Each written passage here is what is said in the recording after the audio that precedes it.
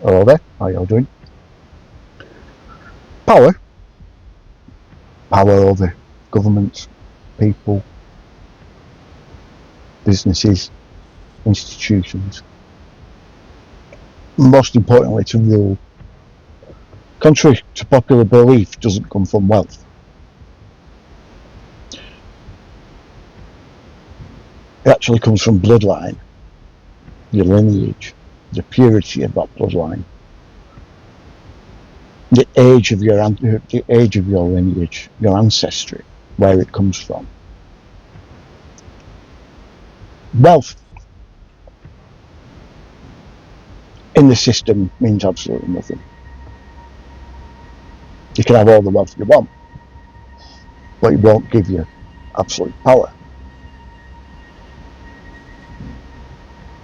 This is mostly because money isn't what people think it is. Wealth isn't what people think it is. Financial system isn't what people think it is. But that's not what we're going to talk about today. To understand why these people are at the top, you need to know the history. And once you know the history, you know that the history determines the present, and the present determines the future. It all starts with that history, where that began. Because a lot of how the system acts, who they are, and what they do, and what their purpose is tied to their history.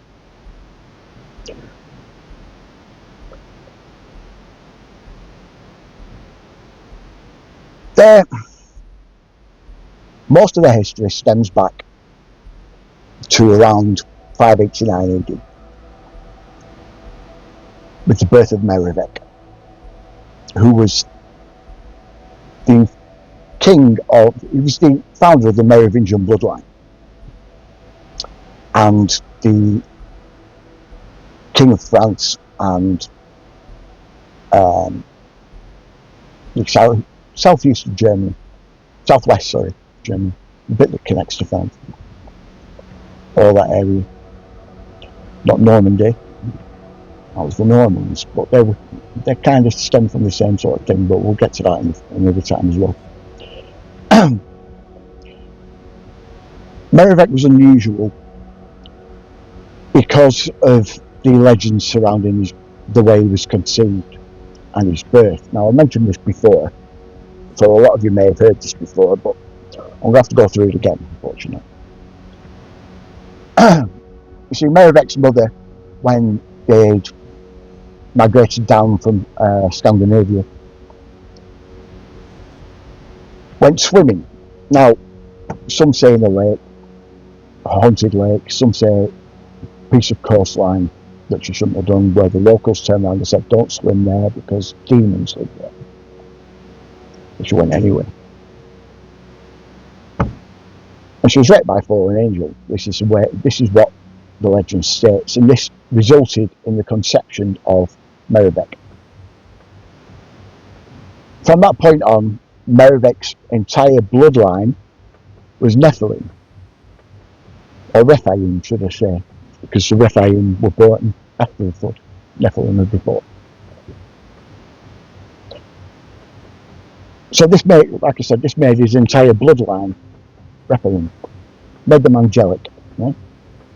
The product of a union between an angel and a human. His bloodline contains such kings as Clovis I, and also Charlemagne. Now, Charlemagne is the true key to this sort of key to the system, really, where the system's power stems from. You see, Charlemagne, when he united Europe, effectively, all of France, all of Eastern Europe, Germany, all the way down to Switzerland. And it was said that he did this under the banner of God. He did this for God. And because of this, the Vatican, the Pope at the time, this was in around 790 AD, the Pope sanctified and anointed, he sanctified his empire that he created under the banner of God, and anointed Charlemagne as the emperor, first emperor and only emperor of the Holy Roman Church. Right? This is not the same as the Holy Roman Empire, which did actually stem out from that later on. But he was anointed as the first and only emperor of the Holy Roman Church. He was a divine king. That's the way they described him. This also had another effect as well. This released the exile that was held over Charlemagne's bloodline, started with Merovingian. It released his entire bloodline's exile from heaven, right? Basically allowed him back in. And this made Charlemagne's bloodline, complete bloodline, divine. This reason is why every single descendant of Charlemagne, depending on how pure their blood is, leading back to Charlemagne, why the hierarchy follows that and why they actually control the world.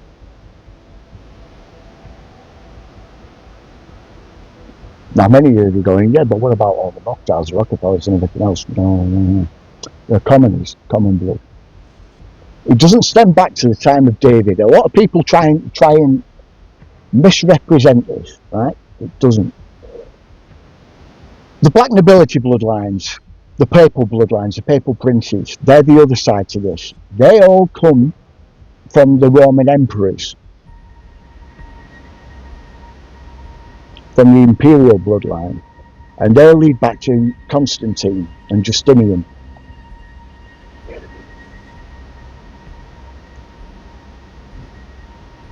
So they have, in their minds, they have a divine mandate to be the mouth of God on earth, right?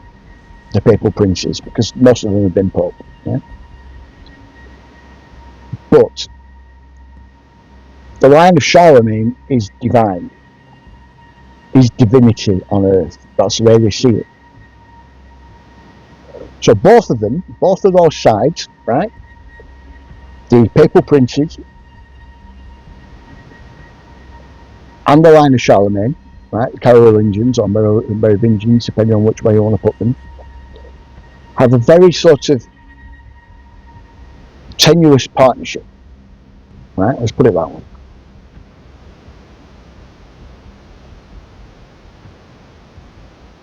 This is what they need, their mouthpiece on earth, right? And Beppe Orsini, who is from probably the second or third most powerful family in the world, next to the Pisces. It's why Beppe Orsini is called the Grey Pope. He has dominion over the Vatican, the Vatican Pope, and the Jesuit Pope, which is why he's grey. And they consider him the mouthpiece of the divine family, which is the Carolingians, the bloodline. Most of Charlemagne's lineage, because he spread his seed everywhere, he's a bit of a horny bastard. So all the territory that he took over was actually, all these dukes and whatnot were all his sons and nephews and everything else, yeah. But mostly his progeny. They are all pretty much nowadays Scandinavian and French. the list goes, right? This is the 13 families that rule the world, yeah? You have the Ruzafjell Satir, Idro Koskinen, Byron, Wallenberg, Glucksfeld, Kreutz, Orsini, Farnese, Aldobrandini, Savoy, Grosvenor, Sassoon, Peiser. That's in no particular order, right? That's the list. That is the names, the 13 names that are at the top.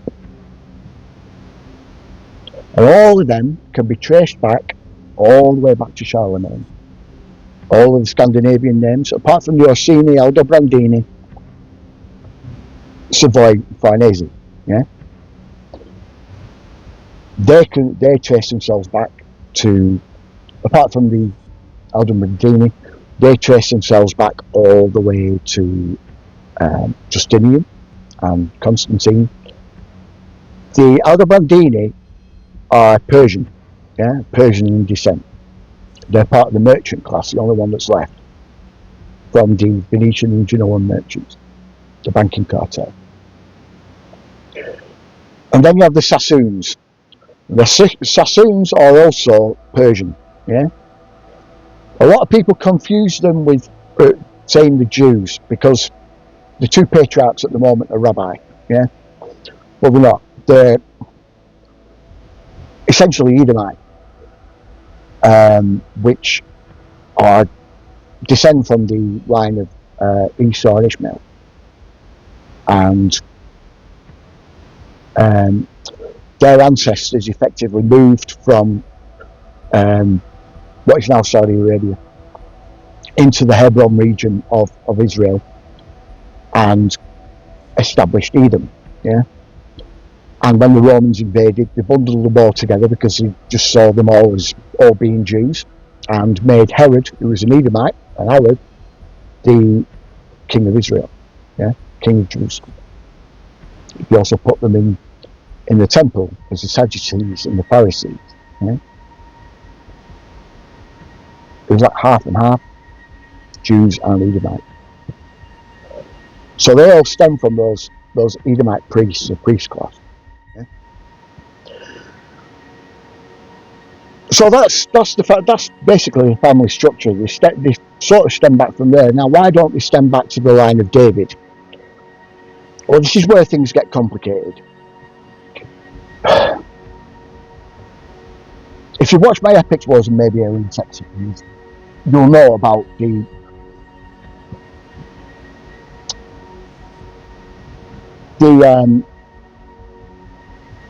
bloodlines, the northern bloodlines.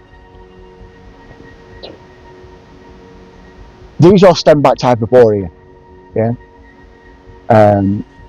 which is,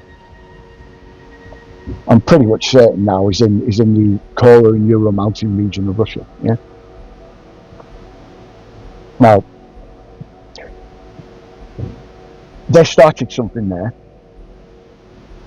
which brought in what you could essentially call plasma entities, but are actually more interdimensional or spiritual, but that's how they manifest in our reality as plasma beings. And then they invited something else in, trying to invite these plasma beings back. And this began a cycle of events that caused one cataclysm, which made them migrate across northern Europe into Doggerland, which is now the English Channel. And then another cataclysm there that filled the English Channel and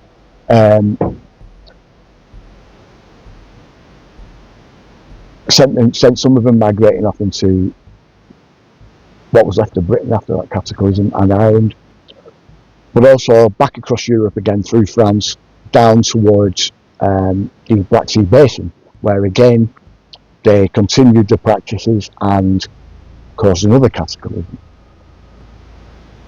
It's the ruling bloodline of all those civilizations that have migrated all the way around that Charlemagne's bloodline are actually descended from, and Merovingian's bloodline. it's not so much that Merivek's mother was raped by a demon. It was more of the fact that his bloodline was already tainted before that point. Yeah? It's just they needed an excuse to hide who they were, because a lot of this knowledge has been hidden within essentially our folklore and our legends, yeah, all over Europe. The same descriptions, the same gods, the same people, the same elites, the same situations, yeah, same events, the same places, can all be found throughout our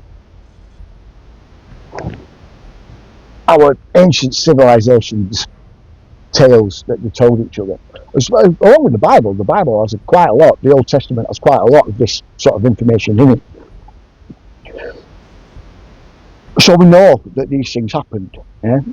They describe the same people.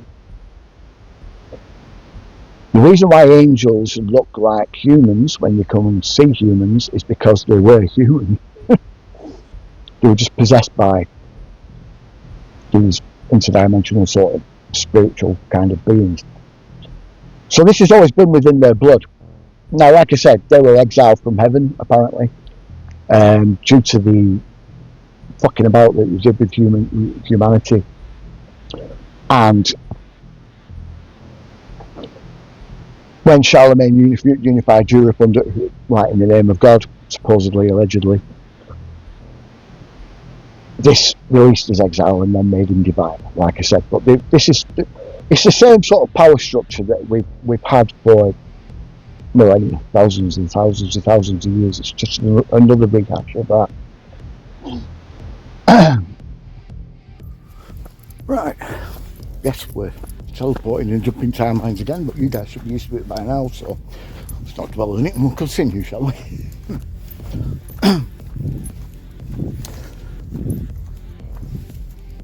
This bloodline,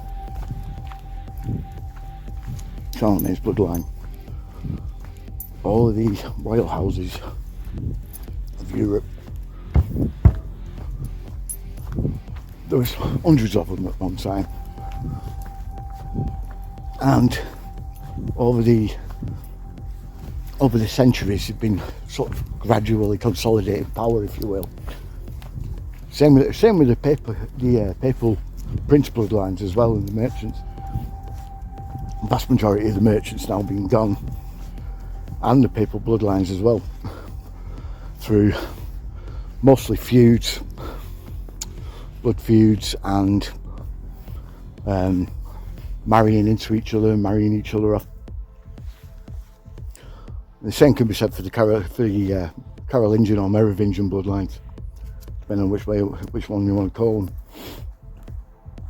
They've all gradually married into each other, married each other off, or something else has happened in some way, like what happened with the British Crown, British royal family. They allowed themselves to be tainted by commoners. King Gustav of Sweden, he gave up his birthright, basically. He's standing to marry a commoner.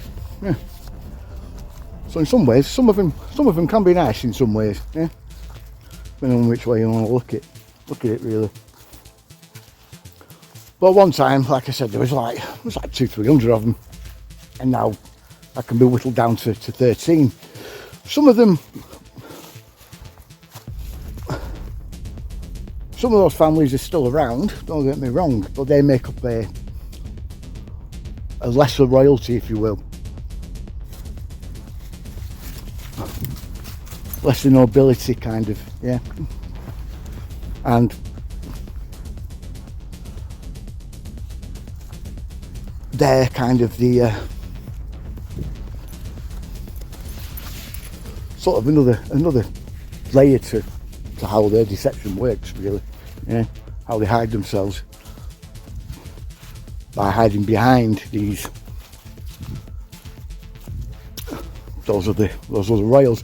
Same with a lot of the banking cartels. Yeah, the banking cartels these days, or what people will call the banking cartels, which are like the Warburgs and the Rothschilds and the Rockefellers and so on and so forth. They are they're a scapegoat, yeah, a place to point your ire at, one of many scapegoats. Use people, use families, use nation states to take the fall, basically, when everything fucks up.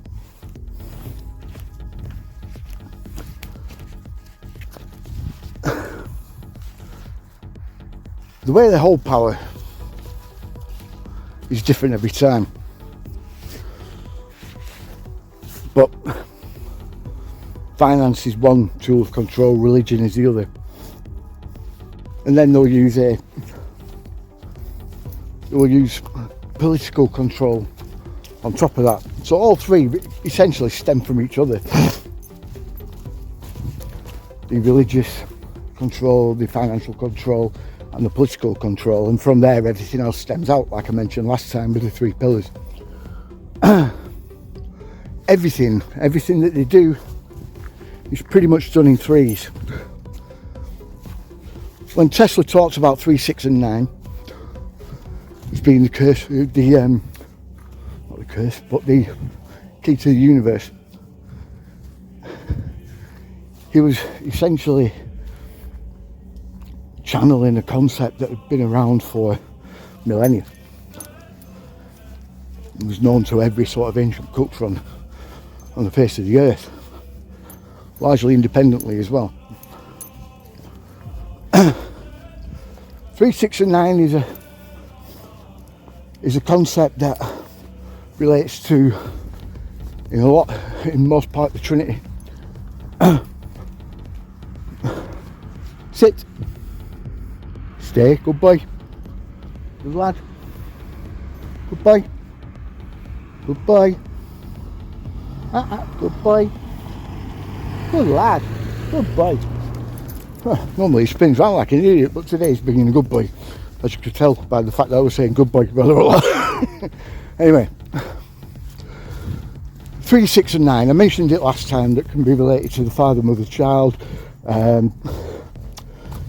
ego, which is mind, logic, ego, emotion, which is body, spirit, which is also spirituality, yeah. It is also fundamental to the concept of man, which is where you get the mind, body, spirit. Yeah, it's essential for a human to be human, right? Those are the three aspects that are needed, which is related to the Father, right? 6, right? 6 is the union between a man and a woman, right? Which creates another being, which is 2 minds, 2 bodies, and 2 spirits, yeah? Which is why it's 6. And that's related to the mother, to the emotional centre, to the womb, yeah? 9 is the product of the union between those 2 minds, those 2 bodies, those 2 spirits, to create a third entity, which is a new mind, new body, new spirit, that's a combination of the 2. And that is 9. And 9 is related to the child, or the spirit, yeah? The new spirit, the new soul on earth. This concept has been around, like I said, for millennia, and it was the basis for the original Trinity. It was always a father, mother and child in the Trinity. Catholic Church is directly linked to that because it also uses God for the father, Mary for the mother, and Jesus for the child, the progeny, that is also God in the flesh on earth. Bit of a weird dichotomy, I know. This is the same sort of tradition that the system stands by, because it was them that came up with the concept thousands and thousands of years ago.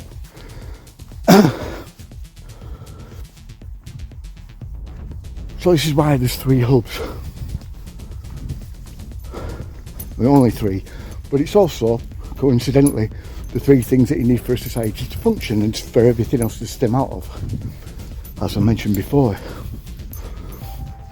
the families that are the keys to those hubs, well, this is where things get a little bit tricky, because, well, I'll tell you next time, because that's going to take a bit of explaining in and of itself. But what I'll do is I'll leave it to you guys. Who do you think out of the 3 families that are in that list, the 13, are the 3 most senior? And out of those 3 most senior, who controls what? We'll get into it next time, right? Thanks a lot, see you later.